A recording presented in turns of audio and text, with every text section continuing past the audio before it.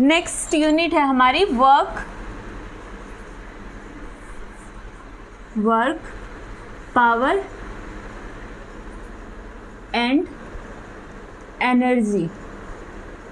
Work power and energy बहुत easy वाली unit है, ठीक है। पूरी यूनिट बहुत ही ज़्यादा आसान है। सबसे पहले हम स्टार्ट करेंगे यहाँ पे वर्क के बारे में। वर्क डन क्या होता है, हेडिंग डाल लो वर्क, ठीक है। वर्क डन हम क्या बोलेंगे, work is said to be done if a force displace a body through some distance, उसको हम क्या बोलते हैं, वर्क डन बोलते हैं, ठीक है। मतलब क्या है, जैसे किसी भी बॉडी के ऊपर, कोई भी बॉडी, जैसे हमने ये बॉक्स ले लिया है, ठीक है। फ्लोर के ऊपर हमने बॉक्स कंसीडर किया और इस बॉक्स का मास कितना है, m। अब इस बॉक्स के ऊपर हम फोर्स अप्लाई कर रहे हैं, ठीक है। अगर फोर्स अप्लाई करने के बाद इस बॉडी के अंदर डिस्टेंस हो जाए, मतलब ये बॉडी के अंदर मूवमेंट आ जाए और इसने कुछ डिस्टेंस ट्रैवल करके, अब ये बॉडी यहाँ पहुँच गई, यहाँ से इधर चली गई, तो मतलब इसने कुछ डिस्टेंस ट्रैवल कर दिया, तो उस टाइम पे बोलेंगे कि हाँ वर्क डन हुआ है, ठीक है। अगर यहाँ पे वो कुछ डिस्टेंस मूव करती है तो यहाँ पे वर्क डन का फॉर्मूला क्या होता है, फोर्स इनटू डिस्प्लेसमेंट बोलोगे, डिस्टेंस नहीं, फॉर्मूले के अंदर क्या होता है, डिस्प्लेसमेंट।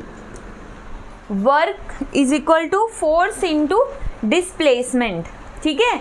यहाँ पे गड़बड़ हम क्या करते हैं, डिस्प्लेसमेंट की जगह बहुत बार डिस्टेंस लिख देते हैं, लेकिन जब अब यहाँ पे तो स्ट्रेट पाथ है, कोई प्रॉब्लम नहीं है, लेकिन जब कहीं पर ऐसा हो कि जिगजैग मोशन में आ रहा हो तो वहाँ पे गड़बड़ हो जाती। तो ध्यान रखना है, वर्क डन के फॉर्मूले में ये डिस्प्लेसमेंट होती है, तो work done is equal to F into S. Definition के अंदर हमने लिखा थ्रो सम डिस्टेंस, इसमें कोई प्रॉब्लम नहीं है यहाँ पे डिस्टेंस लिखने में, ठीक है। वर्क डन आ गया समझ में क्या होता है। अब मान लो कि इसके अंदर हम बॉक्स पे फोर्स लगा रहे हैं, फोर्स लगाते रहे लेकिन फिर भी इसमें कोई मूवमेंट नहीं हुई है, तो उस केस में हम क्या बोलेंगे, क्या वर्क डन हुआ है, कोई वर्क डन नहीं हुआ। अगर इस बॉडी के अंदर मूवमेंट ना हो, मतलब ये बॉडी यहीं के यहीं रहे, तो उस केस में बोलेंगे वर्क डन कितना है, 0, ठीक है। ये सबसे वाहियात वाली बात होती है। फिजिक्स में हम ऐसे बोलते हैं, जैसे हम सारा दिन पढ़ते रहें तो हम क्या बोलेंगे, हम सारा दिन हो गया काम करते करते, लेकिन फिजिक्स में वो वर्क डन कितना है, 0। मीन्स हम सारा दिन से लगे हुए, सुबह बैठे पूरी फिजिक्स पढ़ दी हमने, लेकिन हमारा वर्क डन कितना रहा, 0। क्यों, क्योंकि हमारी जो पोजीशन है वो सेम है, चेयर पे बैठ के हम पढ़ रहे, तो मतलब वर्क डन 0, ठीक है। या दीवार है, दीवार को तुम कितना ही धक्का देते रहो, पूरा दिन लगे और लास्ट में थक के गिर जाओगे, लेकिन फिजिक्स की टर्म में तुम्हारा वर्क डन कितना है, 0। तो वर्क डन कब होता है, जब बॉडी पर हम फोर्स अप्लाई करते हैं और बॉडी के अंदर मूवमेंट आती है, तभी हम बोलेंगे कि वहाँ पे कुछ ना कुछ वर्क डन हुआ है, ठीक है। अब यहाँ पे इसकी यूनिट देखो वर्क डन की, वैसे सिंपल यूनिट होती है joule, simple SI unit, work done की एसआई यूनिट। बाकी इसका जो यूनिट के ऊपर एक अलग से टॉपिक करवाऊंगी मैं। अभी वन वर्ड में लिखो कि वर्क डन की एसआई यूनिट है जूल। वर्क डन का डायमेंशनल फॉर्मूला कितना होगा, ml² T-2, ml² T-2, ठीक है, कर लोगे। नेक्स्ट देखो units of work done, next topic है हमारा units of work done.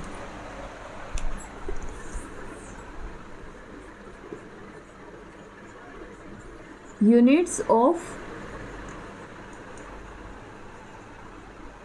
Work done, ठीक है। जो यूनिट्स हम डिफाइन करते वो दो तरह से डिफाइन करते। सबसे पहले आती है absolute unit of work done. क्या आती है सबसे पहले? एब्सोल्यूट यूनिट, और दूसरी आती है हमारे पास gravitational unit. Gravitational unit, absolute unit और ग्रेविटेशनल यूनिट। जो यहाँ पे ये एब्सोल्यूट यूनिट है ना, ये तो वो यूनिट है जो तुम्हें ऑलरेडी पता है। कौन कौन सी? जूल और अर्ग। एब्सोल्यूट यूनिट के अंदर सबसे पहले आएगा एसआई यूनिट। एब्सोल्यूट यूनिट में क्या आएगा? सबसे पहले एसआई यूनिट। तो एसआई यूनिट सिस्टम के अंदर वर्क डन का आप देखो सिंपल फॉर्मूला क्या होता है? वर्क डन का force into displacement. SI system में इसकी यूनिट होती है जूल। फोर्स की यूनिट क्या होती है एसआई सिस्टम में? एब्सोल्यूट सिस्टम में न्यूटन, न्यूटन, और डिस्प्लेसमेंट की मीटर, तो मीटर। जो एब्सोल्यूट यूनिट ऑफ सिस्टम होगा इसमें वर्क डन की यूनिट क्या होगी? जूल, और फोर्स की न्यूटन, और डिस्टेंस की मीटर। तो मतलब 1 जूल किसके इक्वल हो गया? Newton metre. अब यहाँ से अगर तुम्हें 1 जूल डिफाइन करना हो तो लिखो 1 Newton multiply by 1 metre.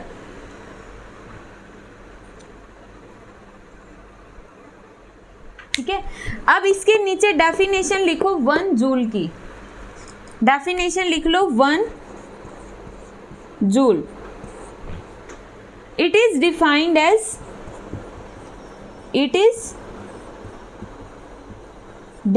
as amount of work done when, देखो डेफिनेशन तुम खुद बना सकते हो, सामने देखो एक बार। हमने 1 जूल को डिफाइन करना है ना। 1 जूल वर्क डन कब होता है?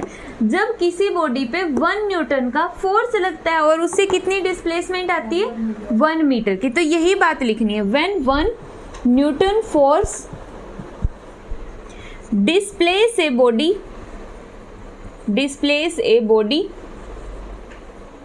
थ्रो कितने से?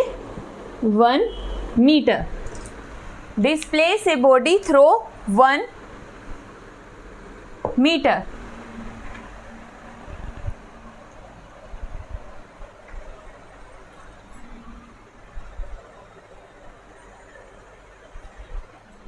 ठीक है, अब एसआई सिस्टम को तो हमने डिफाइन कर लिया। अब इसी के अंदर हम सीजीएस सिस्टम देखते हैं। इसी का दूसरा सिस्टम है सीजीएस सिस्टम, जो मैं यहां लिख रही हूं साइड में, तुम अपना नीचे लिख लेना। सीजीएस सिस्टम के अंदर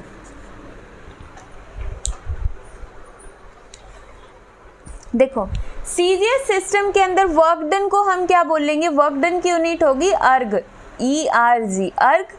फोर्स की यूनिट क्या होती है सीजीएस में? डाइन। डिस्प्लेसमेंट की? Centimetre.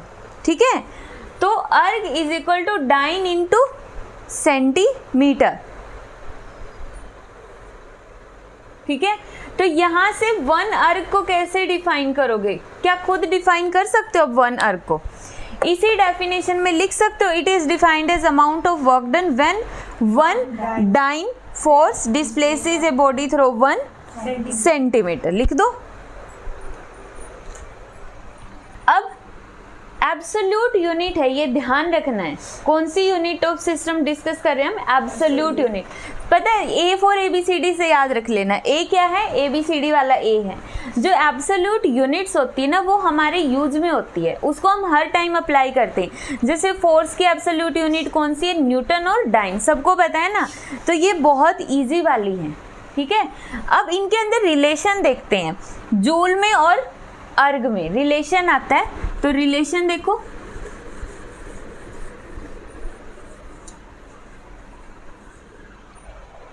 Relation between joule and अर्ग। अब हमें ये पता 1 जूल किसके इक्वल था? 1 न्यूटन इंटू 1 मीटर। ठीक है, अब यहाँ पे 1 न्यूटन को अगर मैं डाइन में कन्वर्ट करूँ तो कितना आएगा? 1 न्यूटन कितने डाइन के इक्वल होता है? न्यूटन फोर्स की ऐसा यूनिट है और डाइन फोर्स की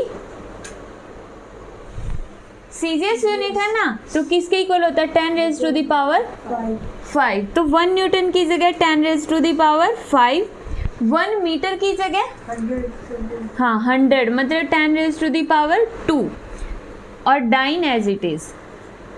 ठीक है, तो 1 जूल किसके इक्वल आ गया 10 raise to the power 7 dyne centimetre. अब मुझे ये बताओ, ये जो डाइन सेंटीमीटर है ये किसके इक्वल होता है, अर्ग के इक्वल होता है ना, तो इसकी जगह मैं अर्ग लिख सकती हूँ।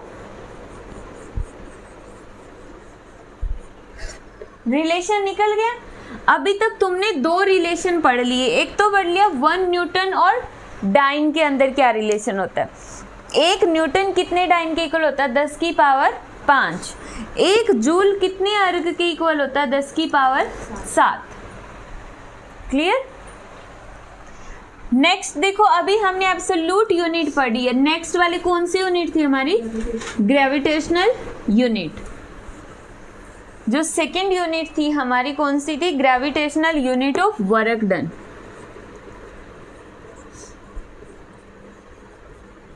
Gravitational unit of work done, इसकी डेफिनेशन लिखो। इसमें सबसे पहले कौन सी आती है, work is said to be, work is said to be gravitational unit of work done, work is said to be gravitational unit of work done if gravitational force displaces the body, if gravitational force displaces the body through displace the body through unit distance in the direction of force, in the direction of force, in the direction of force। ठीक है, अब इसके अंदर सबसे पहले देखते हैं CGS unit work done की। फॉर्मूला वही, work done is equal to force into displacement. CGS system में वर्क डन की यूनिट क्या होती है, उससे पहले फोर्स की यूनिट बताओ। थर्ड यूनिट में जो तुमने ग्रेविटेशनल यूनिट ऑफ फोर्स पढ़ी थी सीजीएस में कौन सी थी, ग्राम वेट, यही था ना, और डिस्प्लेसमेंट की तो वर्क डन की आ जाएगी ग्राम सेंटीमीटर। ठीक है, क्या आएगी, ग्राम सेंटीमीटर। यहां से देख लेना ग्राम और सेंटीमीटर कर लोगे। ये कौन सी है, सीजीएस की। अब इसकी डेफिनेशन अगर पूछ लिया जाए कि 1 ग्राम सेंटीमीटर को डिफाइन करो, तो कैसे करोगे, 1 gram centimetre is the amount of work done which is in which 1 gram of weight displaced through 1 centimeter. हाँ, it is defined as amount of work done when 1 gram weight acts on a body and displaces the body through 1 centimeter। कर लोगे ना define, रट्टा मारने की need नहीं है, यहाँ से ही फॉर्मूला बन जाएगा। हो गया ये। नेक्स्ट है इसकी एसआई यूनिट। एसआई यूनिट के अंदर वर्क डन की बाद में लिखेंगे, फोर्स की बताओ कितनी होगी। एक सेकंड पहले इसको आगे सॉल्व तो करो। ग्राम न्यूटन किसके इक्वल होता है, 980 पीछे क्या आएगा, डाइन इंटू सेंटीमीटर। तो यहां से कितना बन गया, gram centimetre is equal to 980 dyne centimetre किसके इक्वल होता है, अर्ग। हाँ, तो लिख दो erg. 1 gram centimetre is equal to 980 erg, 980 अर्ग। ठीक है, इसी तरह अगर हमें एसआई सिस्टम के अंदर डिफाइन करना हो तो वही वर्क डन की तो पहले फोर्स की लिख लेंगे। फोर्स की कितनी होती है, किलोग्राम, वेट और डिस्प्लेसमेंट की मीटर। फोर्स की किलोग्राम, वेट और डिस्प्लेसमेंट की मीटर। अब यहां से कितनी बन गई वर्क डन की, किलोग्राम मीटर। ठीक है, अब बुक में यहाँ पे 981 है, 981। तो कंफ्यूज मत होना, यहाँ पे ग्राम वेट को जैसे थर्ड यूनिट में हमने फोर्स वाले में 989 लिया था ना, फोर्थ यूनिट में यहाँ पे 981 भी दिया मिल जाएगा, तो वो इक्वल ही है, 1 से कोई फर्क नहीं पड़ने वाला, ठीक है। तो यहाँ पे किलोग्राम वेट की जगह हम क्या लिखेंगे 9.8 न्यूटन और मीटर एज इट इज। तो यहाँ से किलोग्राम मीटर किसके इक्वल आ गया 9.8, न्यूटन मीटर की जगह क्या लिख सकती हूँ मैं जूल, तो लिख दो जूल। तो ये रिलेशन आ गया 1 kilogram metre is equal to 9.8 joule. Kilogram weight, 1 kilogram weight किसके इक्वल होता है 9.8 न्यूटन। जो थर्ड यूनिट में हमने ग्रेविटेशनल यूनिट ऑफ फोर्स पढ़ी थी ना, तो उसमें ग्रेविटेशनल यूनिट ऑफ फोर्स में ऐसा यूनिट क्या थी फोर्स की, किलोग्राम वेट। और 1 किलोग्राम वेट को जब हम न्यूटन में करते हैं तो किससे मल्टीप्लाई कर देते हैं 9.8 से। पीछे पलट के देख सकते हो, जो थर्ड यूनिट है ना हमारी, वहां से एक बार क्लियर कर लो इस टॉपिक को। हो गया क्लियर? अब नेक्स्ट टॉपिक, अभी हम वर्क के बारे में ही पढ़ रहे हैं, ठीक है। वर्क के बाद एनर्जी आएगा, फिर पावर आएगा, पावर एंड एनर्जी ऐसे ही तुम पावर पहले पढ़ लो। नेक्स्ट टॉपिक है, थर्ड टॉपिक हो गया हमारा work done bye constant force. Work done bye constant force. Work done bye constant force, इसके अंदर देखो सबसे पहले हम बना लेते कि यहाँ पे हमने एक बॉडी रख दी जिसका मास है m, ठीक है। इस बॉडी के ऊपर हम फोर्स अप्लाई करते हैं, मतलब इस तरह से इस बॉडी को खींच रहे हैं with the help of force F। ये जो फोर्स है ना, ये ग्राउंड के साथ कितना एंगल बना रहा है, मान लो कितना एंगल बना दिया इसने, थीटा। तो अब फोर्स को हम 2 कंपोनेंट में डिवाइड कर सकते हैं। कौन कौन से कंपोनेंट हो गए, F cos थीटा और इसके परपेंडिकुलर में F sin थीटा, ठीक है। अब यहाँ पे ना ये वही वाला कॉन्सेप्ट है कि मेरे पास 100 रुपीज़ है, मुझे 2 में डिस्ट्रीब्यूट करना, मैं एक में 50 दे दूंगी, दूसरे को 50 दे दूंगी, या एक को 40 दूसरे को 60 दे दूंगी। तो मतलब वो 100 तो ख़त्म हो गए ना, वो 2 में टूट गई। सिमिलरली यहाँ पे जो ये वाला फोर्स है ना, अब ख़त्म हो चुका, अब 2 फोर्स रह गई, F cos थीटा और F sin थीटा, समझ गए। तो मतलब ये वाला फोर्स अब जा चुका है, इसको डॉटेड बना दो बेशक से। अब ये जो दोनों फोर्सेस है ना, इन दोनों का ही वर्क बताओ क्या क्या होगा। ये जो बॉडी है जिसका मास कितना है m, इस बॉडी का वेट कहाँ पर लगेगा, नीचे की तरफ, कितना होगा mg, वेट कितना है mg। अब ये बॉडी है ना, इस वेट की वजह से अपने आप मूव नहीं कर सकती, ठीक है। तो जो फोर्स हम दे रहे थे उस फोर्स में से इतना पोर्शन इस वेट को ओवरकम करने में यूज हो गया, ठीक है। तो इस फोर्स ने तो इसके वेट को बैलेंस कर दिया, और जो बाकी का फोर्स बच गया F cos थीटा, ये वाला फोर्स इस बॉडी में क्या लेके आएगा, आगे की तरफ मोशन।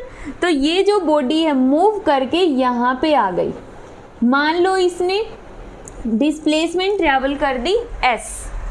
समझ आए ये कॉन्सेप्ट कि ये जो टोटल फोर्स लगा ये 2 पार्ट्स में डिवाइड हो गया, आधा तो यूज हो गया इसके वेट को बैलेंस करने में, और बाकी का आधा इसको आगे की तरफ डिस्प्लेस करवाने में यूज हो गया, ठीक है। तो अब लिखो, देखो यहाँ पे वर्क डन की डेफिनेशन क्या हो गई, वर्क डन की डेफिनेशन क्या होगी, फोर्स इनटू डिस्प्लेसमेंट। लिखो इसके अंदर क्या लिखोगे, बना लो।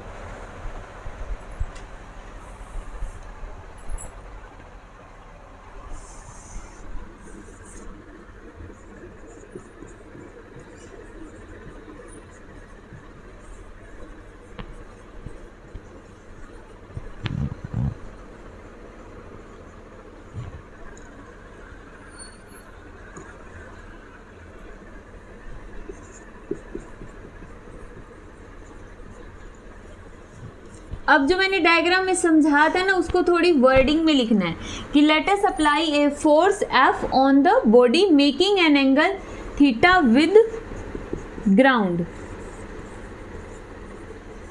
Making an angle theta with ground. Resolve का मतलब क्या होता है? कंपोनेंट में डिवाइड कर देना। क्या रहेगा? क्या लिख दिया? एक से पहले सच दैट, हाँ, resolve F into two component. Force को हमने दो कंपोनेंट में रिजोल्व कर दिया। एक तो है F sine theta, F sine theta, F sine theta which is perpendicular to, ये परपेंडिकुलर का साइन है, which is perpendicular to surface, it balance the weight of body, it balance the weight of body, ये body के weight को balance कर देता है। मतलब वेट कितना है? mg और F साइन थीटा। तो फोर्स जितना भी हमने अप्लाई किया उसका आधा पार्ट यूज हो गया वेट को बैलेंस करने में। नेक्स्ट है F cos theta, F cos theta. जो F कोस थीटा है ये कहाँ पे यूज होगा? F कोस थीटा बॉडी को ऊपर लेना। It is in the direction of, it is in the direction of displacement, it is in the direction of displacement. और इसी कंपोनेंट की वजह से this component is responsible for displacement in body. लिख दो इसके नीचे, this component is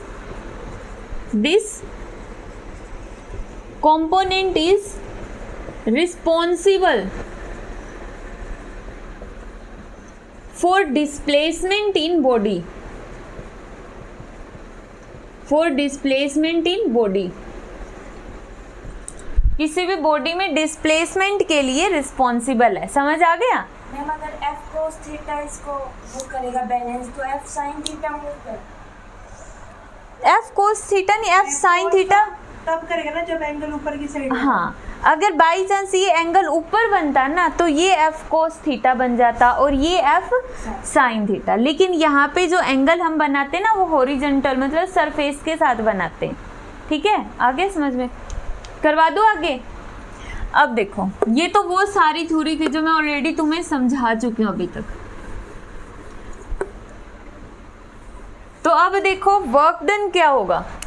work done is equal to force into displacement. Work done का फॉर्मूला होगा फोर्स इंटू डिस्प्लेसमेंट।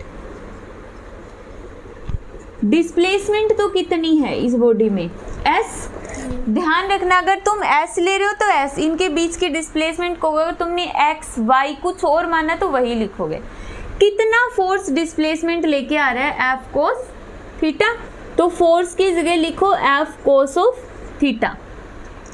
तो यहाँ पे वर्क डन का फॉर्मूला आ जाएगा Fs cos थीटा, और यहाँ पे cos थीटा को फिनिश करने के लिए हम डॉट प्रोडक्ट लगा देंगे, डॉट लगा देंगे। ठीक है, डॉट मीन्स डॉट प्रोडक्ट। जब इसको खोल लेंगे तो यहाँ पे आ जाएगा cos of theta, cos of theta. ठीक है, एक चीज और ध्यान देना, जब ये डॉट हम खोलते हैं ना, डॉट को ओपन करते हैं तो इन दोनों पर से वेक्टर का साइन हट जाता है, हमेशा ध्यान रखना। और अगर तुम्हें वेक्टर का साइन नहीं हटाना है तो तुम ऐसे लिख सकते हो वेक्टर और उसका magnitude, displacement vector magnitude cos theta. दो ही तरीके हैं लिखने के, या तो बिल्कुल ही वेक्टर हटा दो और वेक्टर लगाना है तो साथ में क्या लगाओगे? मैग्नीट्यूड। यही कॉन्सेप्ट +2 में भी आएगा, तो इसको अभी से समझ लो तुम। क्लियर? ठीक है, अब यहाँ से देखो ये भी वेक्टर है, ये भी वेक्टर है। दो वेक्टर की डॉट प्रोडक्ट क्या होती है? एक स्केलर क्वांटिटी। क्या होता है? एक स्केलर क्वांटिटी। तो इसका मतलब वर्क डन कैसी क्वांटिटी होती है? एक स्केलर क्वांटिटी होती है।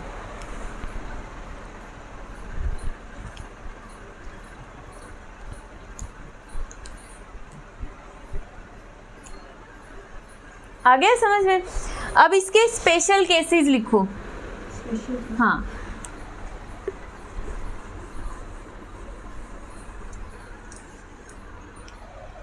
स्पेशल केसेस में सबसे फर्स्ट वाला स्पेशल केसेस है when theta is acute. Acute का मतलब, हाँ, एक्यूट मतलब लेस देन 90 डिग्री।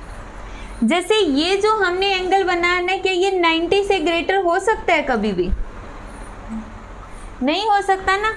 तो इस केस में जब थीटा लेस देन नेगेटिव होगा तो यहाँ पे जो वर्क डन है वो रहेगा हमेशा पॉजिटिव, और जो ऑब्जेक्ट की स्पीड होगी वो क्या हो जाएगी? इंक्रीज हो जाएगी। फोर्स के अप्लाई करने से ऑब्जेक्ट की स्पीड बढ़ रही है, मतलब पहले वो रेस्ट में था या फिर हल्का फुल्का मूव कर रहा था, जैसे ही हमने उस पे थीटा एंगल पे, जो कि एक्यूट एंगल है, 90 डिग्री से कम एंगल पर फोर्स लगाया तो उसकी स्पीड बढ़ जाएगी। ठीक है। दूसरा स्पेशल केस, जब थीटा कितना होगा? 90 degree. Theta 90 degree, theta 90 degree का मतलब जैसे मार्कर होगा मेरे हाथ में, मैं इस पे ऐसे फोर्स लगा रही हूँ और सोच रही हूँ कि ये मूव कर जाए, तो क्या कभी मूव करेगा? तो मतलब वर्क डन कितना रहेगा यहाँ पे? 0। कैसे प्रूव करोगे? वर्क डन का फॉर्मूला है F S cos of theta. Cos 90 होता है 0, तो वर्क डन भी 0 है और इसकी स्पीड भी कितनी होती है? 0। ठीक है। थर्ड है, मैम, हाँ जी, जैसे वो होते हैं जो पुली अपने सिर पे वो लेके चलते हैं, हाँ, तो उनका वर्क डन 0 होगा फिर, क्योंकि हाँ, वो 90 डिग्री पे होता है। हाँ, बिल्कुल। तभी बोलते हैं कि सारा दिन कूली काम करता है लेकिन फिर भी फिजिक्स की टर्म में उसका वर्क डन 0 है। सूटकेस के उठाने में उसका वर्क डन 0 है, ना कि उसका खुद का वर्क डन, क्योंकि वो तो एक जगह से दूसरी जगह गया तो उसने खुद ने तो वर्क डन किया है ना। लेकिन अगर हम बोले कि सूटकेस को उठाने में उसका वर्क डन कितना, वहाँ पे वो 0 होगा, क्योंकि सूटकेस के साथ उसका फोर्स कितना है? 90 डिग्री पर है। ठीक है। थर्ड केस लो इसका, जब थीटा होगा ऑब्ट्यूस। क्या होता है ऑब्ट्यूस? हाँ, ग्रेटर देन 90 डिग्री। ठीक है। ग्रेटर देन 90 डिग्री कैसे होता है? देखो, जैसे ये हो गई हमारे पास बॉडी, इस पर हम यहाँ पे फोर्स लगाएं, चाहे तो तुम ग्राउंड के साथ लगा लो या फिर यहीं तक छोड़ दो ऊपर तक। अगर ऊपर तक छोड़ दोगे तो ग्राउंड ये बन जाएगा रेफरेंस के लिए, तो भी एंगल कितना? Greater than 90। नीचे लेके आओगे तो भी एंगल ये है, ये दोनों तो इक्वल ही है ना, कोरस्पॉन्डिंग एंगल, तो एंगल कितना है? Greater than 90 degree. तो इस केस में जो वर्क डन है वो रहेगा नेगेटिव और स्पीड भी आएगी नेगेटिव, मतलब स्पीड है वो डिक्रीज हो जाएगी। स्पीड है वो क्या हो जाएगी? डिक्रीज हो जाएगी।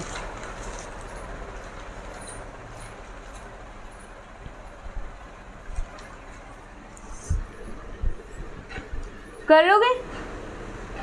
ये वाले बुक में बहुत कम मिलते हैं ये एंगल का कॉन्सेप्ट। ये तो मैंने डीसी बांडे से पढ़ रही थी, वहां से लिखा था, तुम्हें भी तुम्हें बुक में मिले भी ना। आगे समझ में। अब वर्क डन का एक टॉपिक और करो, work done by the variable force. अभी जो हमने फोर्स अप्लाई किया ना वो एक कांस्टेंट फोर्स था। अगर एक बार वो 5 न्यूटन रहा तो वो हर बार 5 न्यूटन ही रहेगा। लेकिन क्या हो अगर हम वर्क डन देखें किसके थ्रू? वेरिएबल फोर्स के थ्रू। ठीक है। वेरिएबल फोर्स मतलब कि ये देखो, ये हमने ग्राफ बनाया, ये जो हमने फोर्स लगा दिया इस तरफ और ये हो गई इसकी डिस्प्लेसमेंट इस तरफ। शुरुआत में पार्टिकल के ऊपर फोर्स इतना लग रहा था, फोर्स बढ़ गया बढ़ गया बढ़ गया, इस तरह से बढ़ रहा है। तो देखो कांस्टेंट तो नहीं है ना, फोर्स की वैल्यू बार बार चेंज हो रही है, तो इसको बोलते हैं हम वेरिएबल फोर्स। तो सबसे पहले लिखो वेरिएबल फोर्स क्या होता है। Force is said to be variable, force is said to be variable if it changes its direction, if it changes its direction or magnitude, changes its direction or magnitude और both मतलब उस force को हम variable force बोलते हैं जो या तो अपनी डायरेक्शन को चेंज करेगा या उसके मैग्नीट्यूड को चेंज करेगा या फिर दोनों को ही चेंज कर दे। समझ आया? देखो एक बार सामने, जैसे मान लो मैं ये फोर्स लगा रही हूँ, ठीक है, या तो इसके फोर्स की जो अमाउंट उसको कम ज़्यादा कर दो मैग्नीट्यूड में, या फोर्स लगाने की डायरेक्शन बदल दो, एक बार इस तरफ एक बार इस तरफ या फिर उस तरफ से, तो फोर्स की डायरेक्शन चेंज हो गई, दैट मीन्स तब भी फोर्स चेंज हो गया। क्यों? क्योंकि फोर्स एक वेक्टर क्वांटिटी होती है। तो फोर्स को हम कैसे लिखते हैं? मैग्नीट्यूड प्लस डायरेक्शन, इन दोनों का सम होगा ना, मैग्नीट्यूड प्लस डायरेक्शन का, दोनों में से कोई भी एक में भी चेंज होगा ना तो भी फोर्स बदल जाएगा। तो इसी को हम क्या बोलते हैं? Variable force. तो अब इस केस में हमें वर्क डन निकालना, और वर्क डन कब निकालना है? मान लो स्टार्टिंग में जो बॉडी थी वो यहाँ पर थी,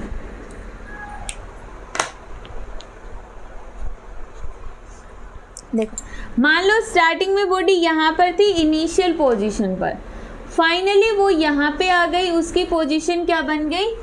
F, फाइनल पोजीशन। तो अब हमें ये बताना है कि किसी भी बॉडी को यहाँ से यहाँ तक लेकर जाने में कितना वर्क डन करना पड़ा, इतनी डिस्प्लेसमेंट हुई है उसके अंदर। यहाँ पे डिस्प्लेसमेंट कितनी है? देखो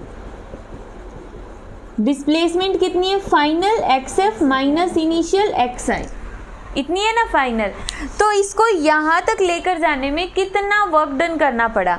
वैसे तो सिंपल होता, force multiply by displacement, but force कौन सा लोगे? फोर्स तो हर जगह चेंज हो रहा है ना, तो मतलब प्रॉब्लम हो गई यहाँ पर। तो इस प्रॉब्लम को सोल्व करने के लिए हम क्या करेंगे? इस पूरे एरिया को स्ट्रिप्स के अंदर डिवाइड कर देंगे, स्मॉल स्ट्रिप्स। स्मॉल स्ट्रिप का मतलब इस तरह से, मान लो हम ये वाली स्ट्रिप कट कर लेते हैं, मतलब जो पूरा एरिया है ना, ऐसे मान लो ये रहा, ये पूरा एरिया है, मैं इसको ऐसे ऐसे छोटे छोटे स्ट्रिप्स काट लूँगी, एक स्ट्रिप का एरिया निकाल लूँगी, ठीक है। अगर मैं इस स्ट्रिप के अंदर वर्क डन निकाल दूँ तो पूरी के अंदर भी निकाल सकती हूँ फिर तो यहाँ पे हम ऐसा ही करेंगे। जब भी फोर्स वेरिएबल हो तो उस केस में हम छोटी छोटी स्ट्रिप्स डिवाइड कर लेंगे। एक स्ट्रिप ले ली हमने ABCDE, ठीक है, ये वाली स्ट्रिप्स को हमने नाम दे दिया। अब यहाँ पर इस स्ट्रिप के अंदर कितनी डिस्प्लेसमेंट हुई है? डेल एक्स, dx भी लिख सकते हो, डेल एक्स भी लिख सकते हो, तुम्हारी मर्जी है, डेल एक्स, ठीक है। अब इसके अंदर देखो ये वाला फोर्स है ना, इसमें भी तो फोर्स चेंज हो रहा है, तो हम क्या करेंगे? कंसीडर कर लेंगे कि इतने छोटे से एरिया के अंदर ये जो बार बार फोर्स की वैल्यू चेंज हो रही है, हमने सारे फोर्सेस को लेकर उनका एवरेज फोर्स निकाल दिया, ठीक है। और मान लेते हैं कि इस BC के अंदर जो यहाँ पे एवरेज फोर्स है वो रहेगा Fx बार, ठीक है। Fx बार मतलब average force during this interval, लिखो थ्योरी के अंदर यहाँ पे। To calculate work done,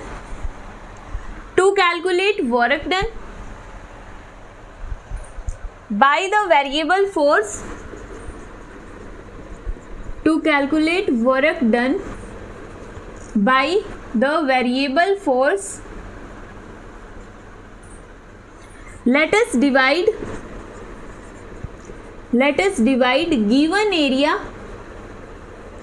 given area into small strips,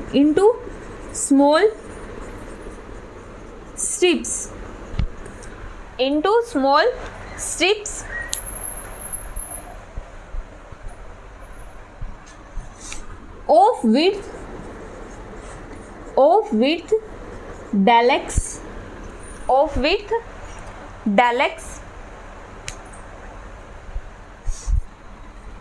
in this width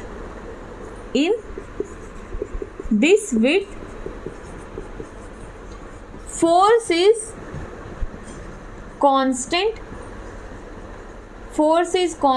that is कितना फोर्स होगा? Fx bar.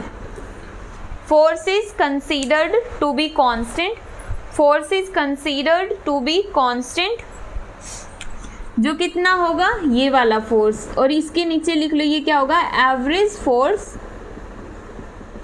In the interval del x. This is the average force in the interval del x. आ गया समझ में? इसमें क्या दोबारा बताने लायक कोई पॉइंट है? सिंपल सी बात है ना। अब यहाँ पे हम वर्क डन निकालते हैं। अब देखो हम थोड़ी सी डिस्प्लेसमेंट में वर्क डन निकाल रहे हैं ना, तो वर्क डन भी क्या होगा, बिल्कुल थोड़ा सा होगा ना। तो इसके अंदर वर्क डन लिखो, कितना होगा, del W. Work done in this interval लिख लो ऊपर, work done in this interval is, work done का फॉर्मूला क्या होता है, फोर्स इंटू डिस्प्लेसमेंट। फोर्स कितना है, एफ एक्स बार, और डिस्प्लेसमेंट कितनी है, डेल एक्स।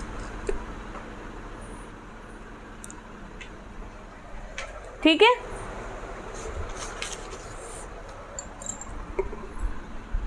कर लोगे। अब यहाँ पे अगर हमें टोटल वर्क डन निकालना है तो हम क्या करेंगे, इंटीग्रेशन। टोटल के लिए पता है हमेशा ध्यान रखना, जब भी तुम्हारे पास कुछ ऐसा हो ना कि थोड़े से के लिए तुमने कैलकुलेट कर लिया और पूरे के लिए करना हो, थोड़े से का तुमने निकाल लिया है और पूरे का तुम निकालना चाहते हो, तो इंटीग्रेशन आता है हमेशा, ध्यान रख लेना पूरी फिजिक्स में। लेकिन उसके लिए कंडीशन रिक्वायर्ड होती है कि जहाँ पे तुम पूरे के लिए निकाल रहे हो ना, वो कंटिन्यूअस होना चाहिए। ऐसा ना हो कि यहाँ पे ब्रेक आ गया है, ठीक है, उस केस में हम सुमेशन लेते हैं।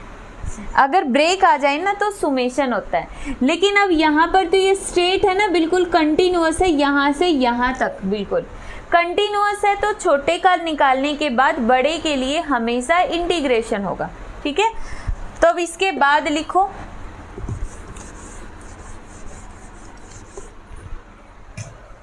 ये खराब कर देता है।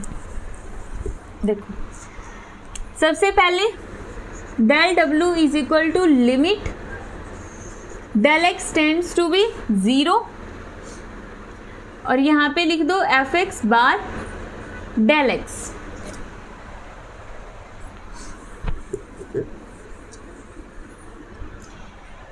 ये चीज पता है क्या होती है, लिमिट लगानी है। लिमिट लगानी है। मैथ्स के अंदर पढ़ते हो लिमिट लगानी। देखो लिमिट हमें यहाँ पे बहुत ज़्यादा नहीं करना कुछ भी। यहाँ पे जब भी हम ये लिख देना आगे LIM का मतलब limit del X tends to 0। Del X का मतलब ये जो डेल एक्स की वैल्यू है ना, टेंड्स टू 0, इसको पढ़ते हैं टेंड्स टू 0, मतलब एक्चुअल में ये 0 नहीं है, 0 की तरफ जा रही है। 0.1 हो सकती है इसकी वैल्यू, 0.005 हो सकती है। इस तरह से बहुत स्मॉल वैल्यू है, लेकिन है 0 के आसपास ही। ठीक है, तो उस केस में हम इस टर्म को कैसे लिख सकते हैं, यहाँ से is equal to F X D X, delta को रिप्लेस कर सकते हैं डी एक्स से। ठीक है, टोटल वर्क डन कितना हो जाएगा, टोटल वर्क डन इंटीग्रेशन कर दो तो यहाँ पे आ जाएगा W। स्मॉल वर्क डन का अगर हम इंटीग्रेशन कर देंगे इस तरह से तो कितना आ जाएगा W। यहाँ पे भी इंटीग्रेशन कर दो एफ एक्स डी एक्स। यहाँ पे जो ये इंटीग्रेशन हो रहा है ना, किसके विद रिस्पेक्ट टू हो रहा है, एक्स के। कैसे पता चलेगा किसके विद रिस्पेक्ट टू हमने इंटीग्रेशन किया है, ये देखना कि यहाँ पे इंटीग्रेशन का साइन लगा हुआ है और यहाँ पे देखना एक टर्म मिलेगी डी एक्स। जरूरी नहीं है डी एक्स मिले, डी के साथ कुछ और भी मिल सकता है, D Y, D Z, D R, D T. तो जो ये d के साथ लगा होता है ना, उसी के विद रिस्पेक्ट टू इंटीग्रेशन होता है। यहाँ पे x लगा है तो इंटीग्रेशन होगा with respect to x, t लगा होता है तो इंटीग्रेशन होता है with respect to time t। ठीक है, अब x के विद रिस्पेक्ट टू इंटीग्रेशन हो रहा है, कहाँ से शुरू करना है हमें, एक्स आई से, और कहाँ पर लेकर जाना है, एफ तक, एक्स एफ। जहाँ से शुरू करना हो लोअर लिमिट, जहाँ तक लेकर जाना हो अपर लिमिट। समझ आ गया? तो ऐसे करते हैं, यहाँ से टोटल वर्क डन W और ये आ गया एक्स आई एक्स एफ एफ एक्स बार डी एक्स। इसको लिख सकते हो area under the force displacement graph, area under the force displacement graph. Work done का फॉर्मूला आ गया ये वाला। क्लियर? कुछ पूछना है यहाँ से? अब यहाँ से ना ये जो मैंने लाइन लिखवाई है इसको थोड़ा सा समझ लो। इसके ऊपर न्यूमेरिकल्स आएंगे और उन न्यूमेरिकल्स में तुम्हें ध्यान रखना है, ऐसे ही कोई ग्राफ दे दिया जाएगा जहाँ पे एक एक्सिस में होगा फोर्स और दूसरी एक्सिस में होगा डिस्प्लेसमेंट। वहाँ पे तुम्हें पूछेगा कि बताओ वर्क डन निकालो। तो वर्क डन निकालने के लिए मान लो कुछ ऐसा दे दिया जाए, इस तरह से बताओ वर्क डन निकालो। ये रहा फोर्स, ये रहा डिस्प्लेसमेंट। तो ये कौन क्या बन रही है, ट्रायंगल। तो ट्रायंगल का एरिया ही वर्क डन होगा, ज़्यादा दिमाग लगाने की जरूरत नहीं होगी। ट्रायंगल का एरिया निकाल दो, वर्क डन निकल गया। तो यही चीज़ है, वर्क डन कितना होता है, area under the force displacement graph. Clear? कर लोगे? अब वर्क डन का लास्ट टॉपिक है, उसके बाद ये बताने के लिए कहाँ से आया? कौन सा? ये लिमिट के बाद जो लाइन, ये यहाँ पे जो ऊपर हमने किया था ना एज इट इज, ये जो लिमिट है इसका काम क्या होता है, डेल को डी में कन्वर्ट कर देना। बस ये लिमिट फिर गायब, इसने डेल को डी बना दिया और लिमिट गायब। बस ठीक है, हो गया बाकी। और इंटीग्रेशन हमने टोटल वर्क डन के लिए किया। इंटीग्रेशन को सॉल्व नहीं करेंगे? कोई ज़रूरत नहीं है यहाँ पे सोल्व करने की। क्यों नहीं कर सकते? क्योंकि ये x है ना, फोर्स भी x का फंक्शन। हमें क्या पता फोर्स कितना दिया हुआ है? क्या तुम्हें पता वो पॉलिनोमियल क्या होगा, 4x² + 6x, इस टाइप से? नहीं पता तो इसको नहीं कर सकते, मैं एज इट इज छोड़ दो। ठीक है, तो वर्क डन का लास्ट टॉपिक है, उसके बाद थोड़ी देर का ब्रेक ले सकते हो।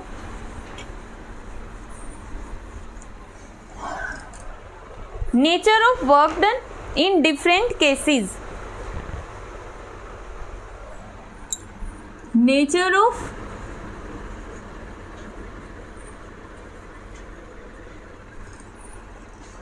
Work done in different cases. सबसे पहला लो पॉजिटिव वर्क डन। पॉजिटिव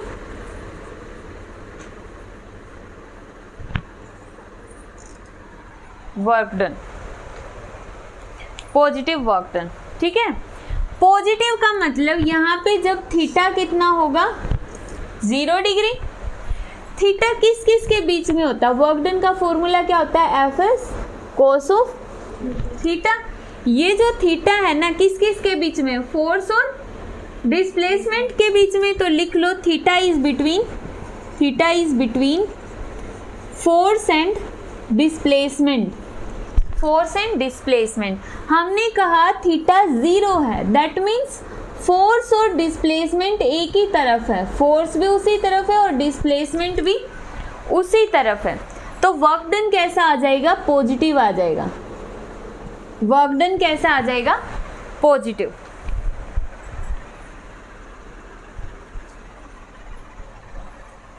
इसका एग्जाम्पल दे सकते हो, कितने भी एग्जाम्पल ले लो इसके। तो ठीक है, इसके एग्जाम्पल इनफाइनाइट हो सकते हैं। जैसे ये रहा, इस बॉडी को मैं पकड़ के ऐसे खींच रही हूँ। ठीक है, ये यहाँ पे थी, मैंने अपनी तरफ खींचा, फोर्स की डायरेक्शन क्या है, इस तरफ। तो डिस्प्लेसमेंट भी कहाँ हुई, इसी तरफ हुई। ठीक है, दूसरा एक बॉल है, मैं यहाँ से नीचे छोड़ देती हूँ, तो बॉल कहाँ पे मूव कर रही है, नीचे की तरफ। ग्रेविटी भी उसको कहाँ खींच रही है, नीचे की तरफ। बॉल की मोशन डिस्प्लेसमेंट नीचे की तरफ, ग्रेविटी ने उसको अपनी तरफ खींचने के लिए फोर्स लगाया नीचे की तरफ। तो यहाँ पे भी जो अर्थ का वर्क डन है कैसा होगा, पॉजिटिव होगा। तो इसके तुम अपनी तरफ से बना के भी एग्जाम्पल लिख सकते हो, बना देना। टेबल के ऊपर एक बुक रखी हुई है, तुम उसको इस तरफ खींच रहे हो, डिस्प्लेसमेंट इस तरफ हो गई, ठीक है। एक जो गाड़ी होती है, जो वो छकड़ा गाड़ी नहीं होती है, जो उसको पकड़ के ऐसे खींच रहे होते हैं, या फिर वो जो सूटकेस होती है पहिए वाली, उसको हम ऐसे पकड़ के खींच रहे हैं ना, तो हम आगे की तरफ रोल कर रहे हैं और मूव भी कहाँ कर रही है, वो आगे की तरफ कर रही है। तो फोर्स की डायरेक्शन भी एक है और डिस्प्लेसमेंट भी एक है, तो दोनों सारे केसेस में वर्क डन क्या होगा, पॉजिटिव। तो पॉजिटिव वर्क डन का मतलब जिस डायरेक्शन में फोर्स लग रहा है उसी डायरेक्शन में बॉडी मूव करेगी। क्लियर? तो पॉजिटिव वर्क डन क्लियर हो गया। नेक्स्ट है नेगेटिव वर्क डन। नेगेटिव से जीरो लिखो, पहले जीरो वर्क डन, सेकंड लिखो zero work done. Zero work done कब होता है, जब थीटा कितना होगा, 90 डिग्री। थीटा 90 हो गया तो वर्क डन जीरो। थीटा 90 मतलब जो फोर्स की डायरेक्शन और डिस्प्लेसमेंट की डायरेक्शन एक दूसरे के ऊपर कैसे हो, परपेंडिकुलर हो, उस केस में वर्क डन कितना होगा, जीरो। इसका एक एग्जाम्पल लिखो। When a particle is moving in a circle, when a particle is moving in a circle with constant speed, with constant speed, ठीक है, जब एक पार्टिकल सर्कल में मूव कर रहा है विद कांस्टेंट स्पीड, तो यहाँ पे देखो सर्कल में मूव कर रहा है ना, किसी भी बॉडी को सर्कल में मूव करवाने के लिए वहां पे कौन सा फोर्स होना चाहिए, सेंटीमीटर फोर्स। यहाँ पे डिस्प्लेसमेंट कैसी हो रही है, इसके ऊपर परपेंडिकुलर। जो सर्कल की रेडियस है वो सर्कल की सरकमफ्रेंस के साथ कितने डिग्री का एंगल बनाती है, 90 का। तो यहाँ पे डिस्प्लेसमेंट क्या होगी, 90 डिग्री के एंगल पे। तो यहाँ पे वर्क डन कैसा रहेगा, जीरो। तो यहाँ पे एक नंबर में क्वेश्चन आता है कि कोई भी बॉडी कांस्टेंट स्पीड के साथ एक सर्कल में मूव कर रही है तो उस टाइम पे वर्क डन कितना होगा। तो सेंट्रीपिटल फोर्स ने वहाँ पे कितना वर्क डन किया है, जीरो। ठीक है। इसके अलावा सूटकेस वाला एग्जांपल ले लो कि उस पर्सन ने, जब कोई भी पर्सन है वो सूटकेस सिर पे उठाए हुए हैं तो उस केस में भी वर्क डन कितना होगा, जीरो। क्लियर? तो इसके एग्जाम्पल और भी कर सकते हो जहां पे फोर्स और डिस्प्लेसमेंट कितने एंगल पे होगा, 90 के एंगल पे होगा। क्लियर? नेक्स्ट करो, नेगेटिव वर्क डन।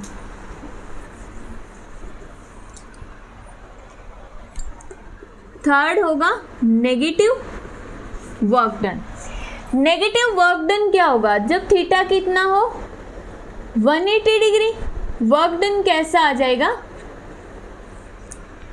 नेगेटिव आ जाएगा। वर्क डन का formula force into displacement cos of 180 degree, और वर्क डन आ गया माइनस एफ एस। इसके एग्जाम्पल देखो, इसको समझने में थोड़ी सी डिफिकल्टी होती है हमें सब स्टूडेंट्स को। नेगेटिव वर्क डन का मतलब क्या होगा, यहाँ पे अगर एक बॉडी ऊपर की तरफ जा रही है, बॉडी के अंदर मोशन कहाँ पर है, ऊपर की तरफ, ठीक है, ये पार्टिकल ऊपर की तरफ गया, ये हो गई हमारी अर्थ। अर्थ उसको कहाँ खींच रही है, बॉडी में डिस्प्लेसमेंट कहाँ हो रही है, ऊपर। तो मतलब यहाँ पे work done by earth, work done by earth कैसा होगा, नेगेटिव। यहाँ पे दो वर्क डन होंगे। इस बॉडी को हमने ऊपर थ्रो किया है, हमने मतलब मैंने इसको ऊपर फेंका, इस मार्कर को ही अगर मैं ऊपर फेंक दूंगी, मेरा फोर्स ऊपर गया, बॉडी में डिस्प्लेसमेंट भी ऊपर हुई, तो यहाँ पे जो मैंने वर्क डन किया ना वो तो होगा पॉजिटिव।